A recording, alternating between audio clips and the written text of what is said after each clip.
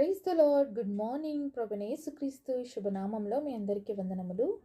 చిన్న ప్రార్థనతో ఈరోజు దేవుని వాగ్దానాన్ని స్వతంత్రించుకుందామా? పరిశుద్ధుడైన మా తండ్రి, నీ ఘనమైన శ్రేష్టమైన నామాన్ని బట్టి మీకు వందనాలు చెల్లిస్తున్నాను ప్రభువా.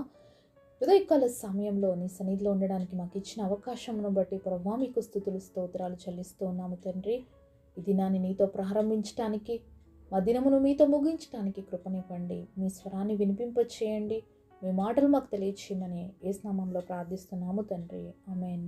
ఈరోజు దేవుని వాగ్దానము కీర్తనల గ్రంథము 34వ అధ్యాయం 19వ వచనం.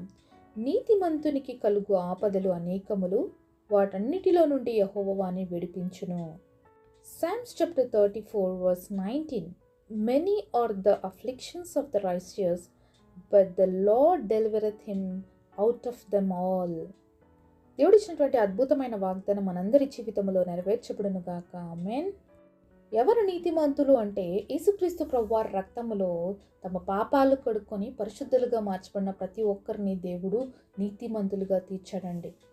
మరి యేసు ప్రభుని నమ్ముకున్న తర్వాత నీతిమంతులుగా అయినటువంటి బిడ్డలకి కలిగే ఆపదలు అనేకములు. మరి దేవుడు నమ్ముకున్న తర్వాత చాలా కష్టాలు వస్తాయండి. మరి ఈ మార్గము చాలా సులువైన మార్గం అస్సలు కాదు. యేసుక్రీస్తు ప్రభుని నమ్ముకున్న తర్వాత మరి ఈ మార్గంలో పయనించటము, ఈ మార్గంలో వెళ్ళడం అనేది ఒక ముళ్ళుబాటనే చెప్పాలండి. ప్రతిరోజు కూడా ఏదో ఒకటి ఎదుర్కోవాల్సి వస్తుంది. ఆత్మీయ పోరాటము, శారీరకమైన పోరాటం, మానసికమైన పోరాటం. మరి అందులో కూడా పరిశుద్ధతని కాపాడుకొని ముందుకు సాగడం అనేది చాలా కష్టం. కాబట్టి మరి క్రైస్తవుడుగా ఉన్నందుకు దిగులు పడకూడదు. క్రైస్తవుడుగా ఉన్నందుకు కష్టాలు, దుఃఖము, బాధలు ఇవన్నీ వచ్చినప్పుడు వీటన్నిటి నుంచి విడిపించడానికి మనకి ఎవరున్నారు అనే విషయాన్ని దేవుడు మనతో బహుస్పష్టంగా మాట్లాడుతున్నాడు. వాటన్నిటిలో నుంచి ఎవరు మనల్ని విడిపిస్తారు అంటే దేవుడే మనల్ని విడిపిస్తాడు. ఎవరైనా కానీ మీతో యేసు ప్రభువుని నమ్ముకుంటే మీకు కష్టాలు రావు, మీరు చాలా హ్యాపీగా ఉంటారు, లేకపోతే మీకేం బాధలు ఉండవని చెప్పారంటే అసలు అది నిజమైనటువంటి దేవుడు బోధ కాదండి. ఎందుకంటే దేవుడే చెప్తున్నాడు కదా, మరి దేవుడి బిడ్డలకి కలిగేటువంటి ఆపదలు అనేకం ఉంటాయి, అయినా కూడా వాటన్నిటిలో నుంచి నేను కాపాడుతాను అని. మరి రోజు నీ జీవితంలో కూడా అనేకమైనటువంటి ఆపదలు, ఇబ్బందులు, కష్టాల గుండా నువ్వు వెళ్తున్నావేమో, అయితే వాటన్నిటిలో నుంచి దేవుడు విడిపిస్తానని ప్రామిస్ చేస్తున్నాడండి. నేను మంచిగా ఉన్నందుకు నాకు కష్టాలు వస్తున్నాయి, నేను మంచిగా ఉన్నందుకు నాకు ఇబ్బందులు కలుగుతున్నాయి అని చెప్పి చాలాసార్లు బాధపడుతూ ఉంటాం కదా.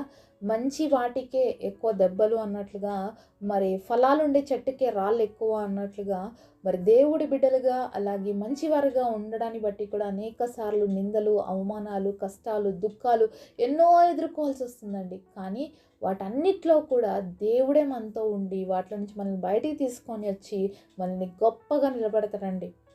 బైబిల్లో కూడా అనేక మంది భక్తులు ఉన్నారండి. వాళ్ళు మంచివారుగా ఉన్నందుకు, వాళ్ళు నీతిమంతులుగా ఉన్నందుకు ఎన్నో కష్ట పరిస్థితుల గుండా వెళ్ళాల్సి వచ్చింది. కానీ అంతిమంగా దేవుడు వాళ్ళని ఎంతగా ఆశీర్వదించాడో మనం బైబిల్లో ఒక్కొక్కరి జీవితం చూసినప్పుడు నిజంగా దేవుని స్తుతించకుండా మానలేమండి. ఎందుకంటే ఎన్నిక లేని వారిని సైతం దేవుడు ఎంత గొప్పగా ఆశీర్వదించాడో, ఊహలకు అందనటువంటి ఉన్నతమైన స్థితిలోకి తీసుకువెళ్ళడమే కాదు కానీ వాళ్ళని బహుగా బ్లెస్ చేశాడు. అలాగే ఈ రోజు వరకు కూడా వాళ్ళ గురించి మాట్లాడుకునేటువంటి అవకాశాన్ని దేవుడు మనకిచ్చాడు. ఒకసారి మనం యెహోషువ గ్రంథము 3వ అధ్యాయము 15-16 వచనాలు చూద్దాము. అప్పుడు ఆ మందసమును మోయువారు యోర్దానులో దిగిన తర్వాత మందసమును మోయు యాజకుల కాళ్ళు నీటి అంచున మునగగానే పైనుండి పారు నీళ్లు బహు దూరమున సారేతాను నొద్దనున్న ఆదామును పురమునకు దగ్గర ఏకరాశిగా నిలిచెను. ఎంత అద్భుతమైన మాట కదండి. మరి దేవుడు ఎంత గొప్ప దేవుడో. ఇజ్రాయేల్ జీవితంలో అనేకమైన ఆశ్చర్యాలు చేస్తూ, అనేకమైన అద్భుతాలు చేస్తూ వాళ్ళని తీసుకొచ్చాడండి. దేవుడు మాట ఇచ్చాడు మరి అబ్రహాముకి, నీ పిల్లల్ని నేను ఐగుప్తు బానిసత్వంలో నుంచి తీసుకొస్తానని. అలాంటి సమయంలో ప్రామిస్ చేశాడు కాబట్టి తప్పకుండా దేవుడు వాళ్ళ జీవితాల్లో ఆ వాగ్దానం నెరవేర్చడానికి ఎన్నిసార్లు ఇశ్రాయేలు ప్రజలు అవిధేయులైన, దేవుడికి వ్యతిరేకంగా లేచినప్పటికీ కూడా ప్రేమ కలిగిన దేవుడు క్షమించి వాళ్ళని నడిపిస్తూ వచ్చాడు. ఇశ్రాయేలు ప్రజలు కానాను దేశం చేరుకోవడానికి ఒక్కొక్క స్థలాన్ని వాళ్ళు స్వాధీనం చేసుకుంటూ వెళ్తూ ఉన్న సమయంలో మరి వాళ్ళు యోర్దాను నది దాటవలసి వచ్చిందండి. అయితే దేవాదేవుడు ఏం చెప్పాడంటే యెహోషువతో, నేను మీ మధ్యలో అద్భుత కార్యం చేస్తానని చెప్పాడు. మరి మీరేం చేయాలి అంటే యోర్దాను దాటడానికి 12 గోత్రాల నుంచి 12 మందిని తీసుకోండి. అలాగే యాజకులు మందసం మోస్తూ వెళ్తారు. మరి యాజకులు మొదటిగా ఏం చేయాలంట? నీళ్ళల్లోకి వెళ్ళాలి. మనం చదివినటువంటి సందర్భం అదనమాట. యాజకుల యొక్క పాదాలు ఆ నీళ్ళల్లో మునగగానే నీళ్ళు ఏమైనాయంట? ఏకరాశిగా ఆగిపోయినాయంట అండి. ఎంత అద్భుతం కదా! మరి దేవుడు చేసేటువంటి అద్భుత కార్యాలు చాలా ఊహకందం అనమాట. సమస్యల్లోకి మనం వెళ్ళాలి, వెళ్తాం తప్పకుండా. అయితే ఆ సమస్యలో నుంచి తప్పించడానికి శక్తివంతుడు ఎవరు అంటే దేవుడు మాత్రమే. ఒకవేళ యాజకులు అమ్మో నదీ ప్రవాహం ఇంతుంది, మేము ఎలా మందసం మోసుకొని పోవాలా, మేము వెళ్ళలేము అని అన్నారనుకోండి, ఇంత గొప్ప అద్భుతం చూసేవాళ్ళ? అసలు అవ్వదు కదా. అంటే దేవుడి యొక్క అద్భుత కార్యాలు మన జీవితాల్లో చూడాలి అంటే అనేకమైన పరిస్థితులు మన ముందర ఉంటాయన్నమాట. ఇది ఏ విధంగా అయితే యోర్దాన్ నది వీళ్ళ ముందర నిలిచి ఉందో వీళ్ళు దీన్ని దాటుకొని పోవాలి. అలాగే దేవుడి యొక్క ఆత్మీయ స్థితిలోకి మనం ఎదగడానికి, అలాగే ఉన్నతమైన స్థితిలోకి రీచ్ అవ్వడానికి మన ముందు కూడా అనేకమైన యోర్దాన్ నదులు వస్తూ ఉంటాయి. అయితే దేవుడు చెప్పిన మాటను నమ్మి మరి యాజకులు ఏ విధంగా అయితే మందసాన్ని మోసుకున్న నీళ్ళల్లోకి వెళ్ళి వాళ్ళ పాదాలు మోపారో అప్పుడే నీళ్ళు ఏకరాశిగా ఆగిపోయాయి అని చూస్తున్నాం. మరి ఈరోజు నా జీవితంలో కూడా అంత గొప్ప అద్భుతాన్ని మనం రిసీవ్ చేసుకోవాలి అంటే మనము కూడా పరిస్థితుల్లోకి వెళ్ళాలి. మొదటిగా కష్టాలను చూసి భయపడకుండా, మన చుట్టూ ఉన్నటువంటి పరిస్థితులు చూసి కలవరపడుతూ అలాగే కూర్చుండిపోకుండా మరి దేవుడి సన్నిధిలోకి మనం వెళ్ళగలగాలి. మరి మందసము దేవుడి సన్నిధికి సాదృశ్యంగా ఉంది కాబట్టి దేవుడి సన్నిధిని మనము కలిగి మనం అడుగులు ముందేసుకుంటూ వెళ్తే తప్ప మన జీవితంలో విజయాన్ని చూడలేమండి. దేవుడితో పాటు మనం అడుగులేయాలి. ఇక్కడ యాజకులు ఒక్కటే వెళ్ళారు అని రాయబడలేదు. దేవుడి మందసాన్ని మోసుకుంటూ ప్రజలందరికీ ముందుగా వీళ్ళు వెళ్ళి మరి ఆ యొక్క యోర్దాన్ నదిలో కాలు మోపారు. కాబట్టి మనం ఏదైనా ఆపద కష్టం మన జీవితంలో వస్తే మనం దేవుడితో పాటు వెళ్ళేవారిగా ఉండాలి. అలా వెళ్తేనే మన జీవితంలో అద్భుతాలు చూస్తామండి. ఇశ్రాయేల్ ప్రజలకు కూడా దేవుడు అబ్రహాంతో ప్రామిస్ చేశాడు, నేను తప్పకుండా వాళ్ళని కానాన్ ప్రాంతానికి చేరుస్తానని. కానీ కష్టాలు రాలేదా? ఇబ్బందులు పడలేదా అంటే, యుద్ధాలు జరగలేదా అంటే అన్నీ ఉన్నాయండి వాళ్ళ జీవితంలో. అయితే ఓడిపోయారా ఎక్కడైనా అంటే లేదు. దేవుడు వాళ్ళని ప్రతి స్థలంలో వాళ్ళతో ఉండి నడిపిస్తూ వాళ్ళకి విజయం ఇస్తూ వాళ్ళ యొక్క కానాను ప్రాంతాన్ని స్వతంత్రించుకునేంత వరకు కూడా వాళ్ళని విడిచిపెట్టకుండా మరి గద్ద రెక్కల మీద మోస్తున్నట్లుగా వాళ్ళని తీసుకొని వచ్చాడండి దేవుడు. వాళ్ళ కోసం ఎన్నో అద్భుతాలు చేశాడు. 1 కాదు 2 కాదు. మరి ఆహారం కోసము ఆకాశం నుంచి మన్నాని కురిపించాడు. వాళ్ళకి దాహం కోసం తీర్చడానికి మరి బండ నుండి నీళ్ళను రప్పించాడు. పగులు మేఘస్తంభాన్ని, రాత్రి అగ్నిస్తంభాన్ని ఉంచుతూ వచ్చాడు. ఇలా చెప్పుకుంటూ పోతే 1 కాదు 2 కాదు. వాళ్ళ జీవితంలో వాళ్ళకి ఏమైతే అవసరం ఉన్నాయో ప్రతిదీ కూడా సమయానికి తగినట్లుగా ఇస్తూ మరి వాళ్ళు నడిపిస్తూ వచ్చాడండి.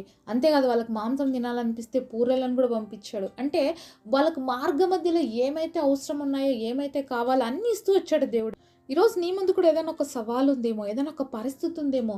ఈ పరిస్థితిని నువ్వు దాటుకోవడానికి అనేకమైన ఆటంకాలు నీ జీవితంలో కూడా వస్తూనే ఉంటాయి. అయితే ఎవరున్నారు మనతో? దేవుడు ఉన్నాడు అన్న విషయాన్ని మర్చిపోకూడదు.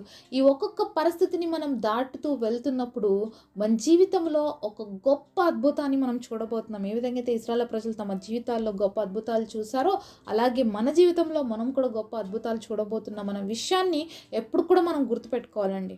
అనేక సార్లు కృంగిపోయే పరిస్థితులు వస్తాయండి. ముందుకు సాగకుండా అనేకమైన ఆటంకాలు వస్తాయి. ఆత్మీయ జీవితంలో ప్రతిరోజు పోరాటమే అని చెప్పుకున్నాం కదా. మరి ఇలాంటివి ఎన్నో మన జీవితాల్లో వస్తూనే ఉంటాయి, మనల్ని ఇబ్బంది పడుతూనే ఉంటాయి. అయినప్పటికీ కూడా ఈ ఆపదలన్నిటిలో నుంచి కూడా దేవుడే మనల్ని విడిపిస్తాడు. దేవుడే మనతో ఉండి నడిపిస్తాడు. ఏ విధంగా అయితే ఇశ్రాయేలు యొక్క యాజకులు మందసాన్ని మోసుకుంటూ వెళ్ళారు కాబట్టి అద్భుతమైనటువంటి కార్యం చూడగలిగారు. అలాగే దేవుని మోసేవారుగా మన జీవితంలో మనం కూడా ఉన్నట్లయితే మన జీవితాల్లో కూడా గొప్ప అద్భుతాలు చూడగలుగుతాం. కాబట్టి పరిస్థితుల్ని చూసి భయపడక, పరిస్థితులను చూసి కృంగిపోక, ఈ నది ప్రవాహం నన్ను తోసేస్తుందేమో, ఈ నదిలో నేను మునిగిపోతానేమో, కొట్టుకుపోతానేమో అని భయపడి ఉంటే యాజకులు అద్భుతాన్ని చూడలేరు. అలాగే ఈరోజు నీ చుట్టూ వచ్చే పరిస్థితులు చూసి నేను ఇలా అయిపోతానేమో, ఎలా అయిపోతామో నువ్వు ఊహించుకుంటున్నావేమో. దేవుడు మన ఊహలకు అందటువంటి గొప్ప కార్యం చేసేవాడండి మన దేవుడు. నీ పట్ల, నా పట్ల ఆయనకున్నటువంటి ఉద్దేశాలు, ఆయనకున్నటువంటి ప్లాన్స్ అవి ఊహలకు అందనివటివే. కాబట్టి నువ్వు పరిస్థితులను చూసి భయపడక, కృంగిపోక, నేను మంచివారుగా ఉన్నందుకు నాకు ఈ పరిస్థితులు వస్తున్నాయని బాధపడక, నువ్వు ఒక ఉన్నతమైన స్థితిలోకి వెళ్ళబోతున్నావని దేవుడిని కొరకు దాచించినటువంటి అద్భుతాన్ని చూడబోతున్నానని విశ్వసించు. ఆ గొప్ప కార్యం నీ జీవితంలో రిసీవ్ చేసుకుంటావు. అట్టి కృప దేవుడు మనందరికీ దయచేయను గాక. పరిశుద్ధుడైన తండ్రి, మీరు మాతో మాట్లాడిన ప్రతి మాట కొరకు వందనాలు తండ్రి. ఈరోజు నీతిమంతులుగా ఉన్నందుకు హింసించబడుతున్నామని, బాధలు పడుతున్నామని ఎంతోమంది బాధపడుతూ ఉన్నారు తండ్రి. ఎవరైతే అలాంటి పరిస్థితిలో ఉన్నారో నువ్వు విడిపించే దేవుడు అని మాతో మాట్లాడినావు తండ్రి. ప్రతి ఒక్కరిని విడిపించండి, నీ అద్భుత కార్యాలు చూసే కృపనివ్వండి. ఒక గొప్ప వాగ్దానం అందరి జీవితాల్లో నెరవేర్చమని యేసు నామములో ప్రార్థిస్తున్నాము తండ్రి. ఆమేన్.